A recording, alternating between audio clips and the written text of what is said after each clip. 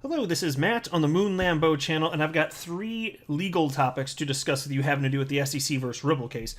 First of all, it seems that there's to be very clear that there is a split within the SEC between those who want to protect investors and promote capital formation, and those who are interested in an enormous power grab over cryptocurrencies. Also, attorneys John Deaton and Jeremy Hogan say that the SEC could dismiss their lawsuit against Ripple. And that would, by the way, be disastrous. It would not be an ideal outcome. So I want to talk a little bit about that. And also, Judge Netburn in the case here seems to recognize just how ridiculous the SEC's claims of Ripple being a common enterprise truly are. And John Deaton has a bit to say about that, which I will share with you. But I do want to be clear at the outset of this latest Moon Lambeau Hot Jam that I do not have a legal or financial background of any kind. I am not offering legal or financial advice, and you definitely should not buy or sell anything because of anything that I say or write. I'm just an enthusiast who enjoys making YouTube videos about crypto-related topics, but just as a hobby and just for fun. That's all that's going on here, damn it. And if you don't like it, well, you can just get out. Now, what's on your screen here is a tweet from John Deaton's new organization, Crypto Law. And he wrote the following, and it was also a retweet of something from my fellow expert YouTuber, the Digital Asset Investor. But first, just want to cover what Crypto Law wrote here.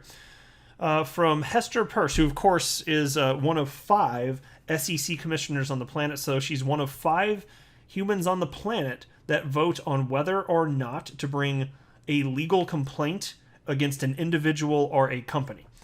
And so at this point, and we don't know how she voted in the SEC versus Ripple case, bringing that complaint forward. If I had to guess at this point, based on how she approaches the entire crypto sphere, not even something specific to Ripple, not entirely anyway, I would hazard a guess that she probably did not vote in favor of the SEC going after Ripple. But who knows? And so as far as whether or not that's true, we're actually going to find out, but we won't find out until after the case is complete. That's my understanding at this point anyway. But anyway, so Crypto Law wrote, from Hester Peirce, who has become a brave voice on the front bench of the SEC itself. The split within the commission could not be clearer. And so there's this 5-second clip, and I'm not going to play it, but I'll tell you what she said in this 5-second clip, which was shared by DAI.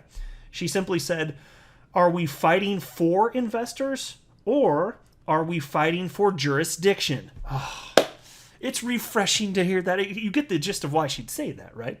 Because she and her fellow commissioner at the SEC, Elad Roisman, it's very clear that at least those two are in favor of fighting for investors, which is why they want to plot a path forward. And Hester Peirce has proposed a safe harbor law so that it can bring existing cryptocurrencies and even newly launched coins into compliance with securities laws, and a clear path forward, so allowing for the new capital formation while also protecting investors. That seems reasonable. And then the approach to recognizing what is and is not a security, like what represents a security. And because understand, like, this is one of the most key things that she's so spot on about, is that it's not the underlying asset that is or is not a security. It's the way in which it is sold, just like oranges in the highway case, of course, not securities. It's the way in which they were sold, the totality of the circumstances. And so that's why the truth of the matter is, if you ask me which cryptocurrencies themselves are securities, my answer is 0. None of them by the nature of them existing are securities. They can be sold as securities. There can be investment contracts, just like you could have an investment contracts that have something structured in such a way that gold or Bitcoin could be securities transactions, right? And if not registered, then you got yourself a problem. Well, there you go. But if you're not having that as a baseline, it's just hard to. It's hard to have a path forward, but if you don't care about a path forward, then there you are. And so that's why the SEC is doing what they're doing. They're being intentionally vague. They're not interested in providing answers and clarity. They're just saying that it's just providing mouth service, that they're providing clarity, because that allows them to fight for more power over the entire space. They're fighting for jurisdiction. And so that's why, again, she said here, are we fighting for investors or are we fighting for jurisdiction? And so there are people on both sides within the SEC, and clearly Hester's more rational and right and doing the right thing by the people. Gary Gensler, no, it's just an incredible power grab here, and so that's what you get with SEC Supreme Leader Kim Jong-Gary. That's what he wants to do. He just wants to rule over everything. That's just how it is here. And so DAI wrote the following. Thanks for the clip from the Texas Blockchain Summit at King Houston 5. Only one thing left for truth teller Hester Peirce. Blow the whistle on what's really going on. Protecting investors is just some BS slogan used to get big settlements. Yeah, protecting investors as far as what Gary Gensler is saying, Kim Jong-Gary, yeah, that's true. But I gotta say, as far as this idea of Hester Peirce blowing the whistle, I'm honest here, she is going so against the grain.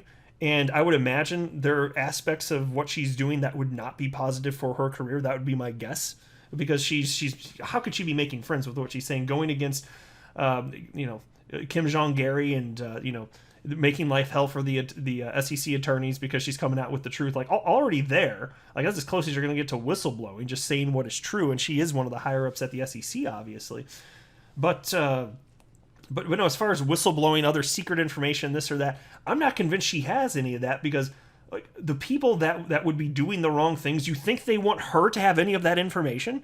What whistle would she have to blow? Seriously, she wasn't privy. I believe she publicly stated this, that she wasn't privy to any of the Hinman documents back in 2018 or anything like that. Kim Jong-Gary hasn't even read her safe harbor proposal, right? So the idea of her having a whistle to blow, if she has something great bringing out, I'm skeptical of that. I really just don't think that's the case. And so DAI seems to think that she does. And even recently, I saw him tweet something. He must not be too terribly happy with her. Even recently, he tweeted to her that she should resign. And I was like, ooh. I was like, she's on our side. So I respectfully disagree with that point. I think that she needs to stay in there and continue fighting the good fight. She's one of the few that we actually have on the right side of history here. But yeah, just because there's no bombshells, I'm not convinced that she would have them anyway, right? Now there's this next thing you might want to cover your eyes, and because what I'm about to pull up on the screen, it's going to be trouble for those, and it might not be age appropriate for children. So if you want to, if you just get the kids out of the room or something before I pull this up, and in 3 seconds I'm going to pull this up, so you've got your fair warning here. I'm going to count down. 3, 2, 1. Oh, wait, that wasn't it. Here it is. There it is. There it is. Okay, I got it now. There we go. Come on, this is funny. So there's somebody in the XRP community wrote, named Unit 1 Alpha wrote, OMG, with this picture right here. And I'll just make it full screen for a second. So it's just one of those face apps that, let's just say, I'm not even going to describe it. You're just going to have to look at the screen if you're not. It modified Kim Jong-Gary into something different. And so I retweeted that, and I simply wrote, my eyes are bleeding. And by the way, that's a true thing. That I looked at this and they said, "Oh, it's happening again." The moisture right on the that's blood. I'm sorry if your eyes are bleeding as well. It's just it's just this thing that happens when we see this stuff here. Okay, and then into this now. So there was on the chain YouTube channel. There were I'm sure a lot of you saw this already, but attorney Jeremy Hogan and attorney John Deaton, they were on as guests, and they talked about a bunch of interesting stuff. I watched the whole thing. It was like an hour and 10 minutes or so, just within the last few days or so. But there's an interesting topic that came up. John Deaton brought it up, and it was this idea of the SEC dismissing the case against Ripple. So because look, there's a few ways this could go down. You could have full adjudication, in which case there'll be a decision made at summary judgment. You could have a settlement where there's some sort of agreement made, and then we'd have to see what that looks like. Now, Ripple would only go along with that if it's something that's going to provide clarity to XRP. That much I do believe. Brad Garlinghouse and everybody else on their team has made that pretty damn clear. And then the third thing really would be the SEC is just like, yeah, we're just not going to go after you anymore. And why might they do that? Well, if things aren't looking so hot the way that they've prepared this particular case now, they might be thinking, okay, we need to maybe just stop this and then regroup and come back. But could they? Could they do that? Would they, if they dismiss the case, could they actually come back? Well, yeah, sure. So take a look at this. Somebody asked, saw yourself and John Deaton on the chain. Deaton's main fear about the SEC just walking away, leaving Ripple with no clarity. Can Ripple then sue the SEC? And then Jeremy Hogan responded with the following. He wrote, in theory, yes, but will never happen. Kind of like Houston winning the Super Bowl this year. And then somebody named Neil jumped in and wrote, if the SEC drops the lawsuit before judgment, would they be prevented from suing Ripple again for selling unregistered securities? Do double jeopardy rules apply here? Which is an excellent question, and that is something he talked about when he was on the chain with John Deaton, and he simply responded, this is Jeremy now, the SEC can dismiss once and refile. Second dismissal would be with prejudice. So that means if the SEC decides to dismiss this lawsuit against Ripple, they can refile a lawsuit on this the exact same purpose one more time. And then if there was a second dismissal, so they throw in the towel a second time, it would be with prejudice, meaning they could not come back a third time. But they can dismiss and refile and start from scratch. And they would, now that they know what's going on here, they would probably have a cleaner approach, one would think anyway. Not that I have, high confidence in the ability of these attorneys now that I've been seeing what I've seen for almost an entire year at this point. So you might think, okay, that's a tactic. What if they do that? Well, that is a fear that John Deaton brought up. He said that's probably his biggest fear at this point. Jeremy Hogan did say when he was speaking with John Deaton on the chain, yeah, that's actually a real thing that should be on our radar, and it would be disastrous. It would be bad. Now, is it likely, though? Well, probably not. Because you got to understand, it's like these people, like the ego and the attitude and the cockiness of these people, I don't think they're going to do it, because if they file to dismiss, that's going to publicly look like they failed. And I don't think they're down with that. I really don't think they're down with that, because they can settle, and then it won't look like a loss. They can settle. It's like even if they're, because look, let's be real. If they settled, that's the SEC capitulating, not Ripple. That's the SEC be like, okay, you got us. But the optics of it would be such that they wouldn't take a bruising. They'd be like, look what we got, and maybe Ripple paid a fine for this or that, and we just move forward. And they'll look like they got something. With a dismissal, it's going to look like they got nothing and they messed up. But if they're so sure in their charges, why would they ever just suddenly give up out of nowhere? And so, no, I don't think it's likely at all. That would be, I think that's the least likely outcome, but it is possible. So it's worth discussing. And what would happen, though? This is why it'd be so disastrous. Think about this. You're talking about and the situation in the United States. Like, what, 3 exchanges in the United States allow you to buy or sell XRP? XRP will not get relisted if this thing's dismissed. You understand that, right? There's about a 0% chance. Maybe you'd get a couple if you're lucky. I doubt it, though, because there wouldn't be regulatory clarity. And then you'd be thinking, okay, well, the SEC's probably going to come back for round 2, right? So XRP in the meantime would not have clarity, and it'd just be a worse situation. And it wouldn't look good for them. I mean, it's not a good look. And so even if a judge and jury aren't supposed to consider that on round 2, if that's the case, they're human. It's going to be in their mind. It's not going to be good for the SEC. So I don't think it would happen, but it's certainly possible, and it would be bad. Because then you're looking at how long would it take them to come back? A whole another year later or whatever? Who knows? So then you're living with that over your head the whole time. And then on top of that, Ripple, it's bad for them as a company because they can't build out on-demand liquidity with any corridor touch in the United States if XRP is being utilized. So that would suck for them as a company on top of this all. So the good news is it doesn't seem to be something that's likely. But yeah, not so good. Now, as far as the implications of, like, if say there was a dismissal tomorrow, what would that mean for XRP this market cycle? I'm still convinced that in terms of price action, it's not going to matter at all. I am one of the people that does believe XRP price is suppressed at this point as a result of the SEC action. But I still firmly believe that once a cryptocurrency starts going parabolic and people they're FOMOing in without knowing anything about it or doing any research. It's just stupid money flowing in. And so that's what I've been counting on ever since the XRP bubble popped January 4th of 2018. I've been counting for that to come on that coming back. And it's still going to happen.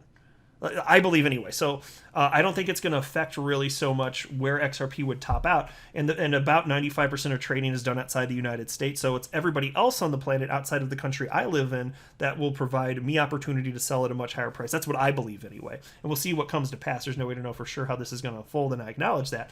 But that's what I'm expecting. So I do think you're still going to see the fireworks either way. And then there was also this from attorney John Deaton.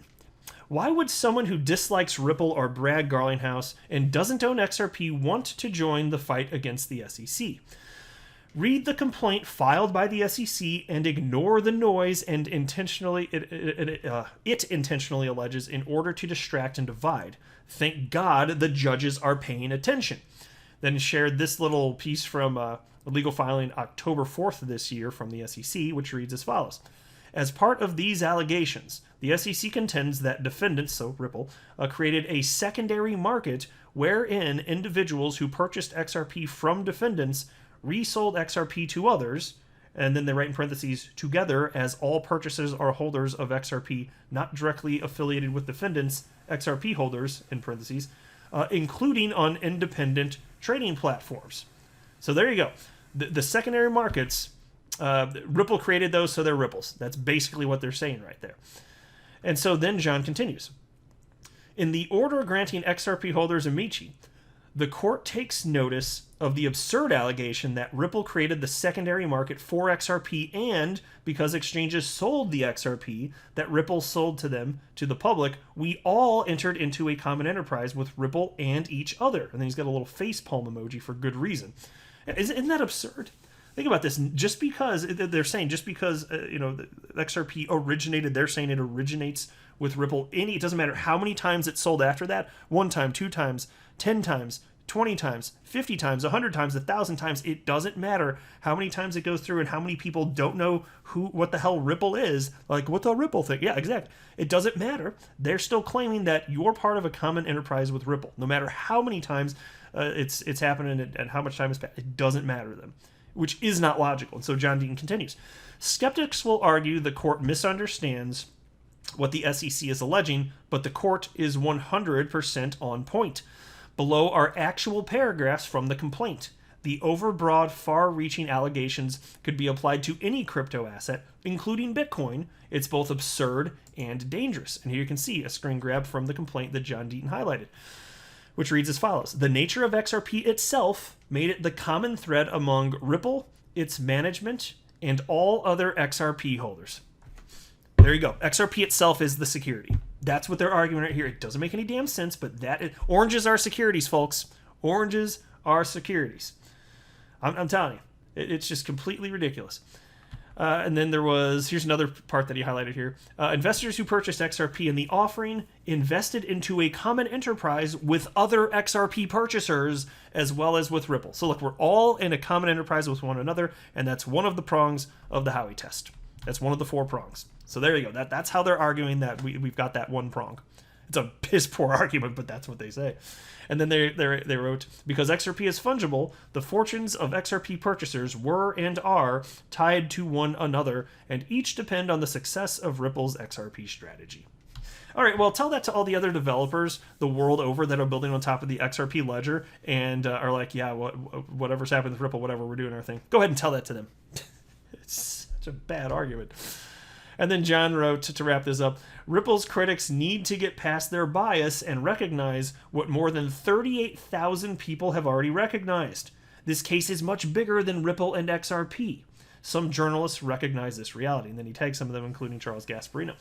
And so think about that. John Deaton, now participating in this court case, over 38,000 XRP holders have signed up to be a part of this. 38,000.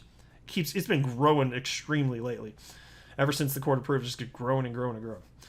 So that's where we're at, guys. I'm going to wrap up here, though. I am not a financial advisor. You should not buy or sell anything because of anything that I say or write. That would be a very, very, very bad idea. Until next time, to the moon, Lambo.